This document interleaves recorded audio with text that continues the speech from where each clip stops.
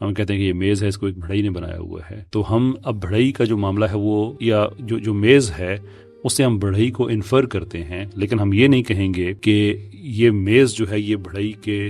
کو اب super sad کر رہا ہے، اس سے اوپر چلا گیا ہے، نہیں، یہ بڑھئی کے آرڈر میں نیچے آتا ہے۔ تو اگر ہم تخلیق کی بات کر رہے ہیں اور اس سب تخلیق کا ایک خالق ہے، تو وہ تخلیق جو ہے وہ پھر فوق نہیں کرے گی، وہ پھر سپر سیڈ نہیں کرے گی خالق کو، اس کے تحت آئے گی۔ تو یہ تو بڑی کلیئر بات ہے، اس کو سمجھنے کے لیے بہت انسان کو راکٹ سائنٹسٹ ہونے کی ضرورت نہیں ہے۔ اب سوال یہ کہ ہم جب وجود خدا کی بات کرتے ہیں، اور یہ چیز بھی ذہن میں رکھ لیں کہ وجود خدا کی بحث کبھی بھی یہاں سے سٹارٹ نہیں ہوتی کہ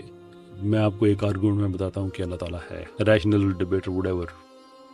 اس کا جو اسٹرکچر ہے وہ یہ ہے کہ بھئی دو ہمارے پاس آپشنز ہیں، ایک تو یہ ہے کہ مظاہرات جتنے بھی ہیں، جتنا بھی فنومنا ہے، یہ خود کو وجود میں لے کے آیا ہے یا اس کو کسی اور نے وجود دیا ہے۔ اگر اس کو کسی اور نے وجود دیا ہے تو اب ہماری بحث towards the existence of God چل پڑی ہے۔ اب ہم نے اینڈ سے اینڈ ملا کے کرنے ہیں، ایون جو کاسمولوجیکل آرگومنٹ کی آپ بات کر رہے ہیں اس کے اندر بھی ہم خدا کو ثابت نہیں کرتے ہیں۔ جی جی، پرائمری کاز ہوتا ہے، پرائمری کاز ہے، اور وہ پرائمری کاز انرجی ہو سکتی ہے، وہ ایک ٹرانسینڈنٹ بینگ ہو سکتا ہے،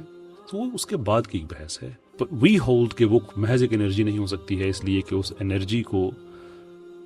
کبھی کوئی خالق تو ہوگا نہ، آپ کہہ سکتے ہیں کہ خالق کا بھی تو خالق ہوگا، اینڈ دیٹس فیئر آرگومنٹ۔ لیکن پرابلم یہ ہے کہ انرجی، آپ ایک ایسی چیز بات کر رہے ہیں کہ جو آلریڈی آپ کی کنسیپشن میں ہے کہ وہ کیا ہوتی ہے، ویئرز ہم یہ کہتے ہیں کہ جو اس کا خالق ہے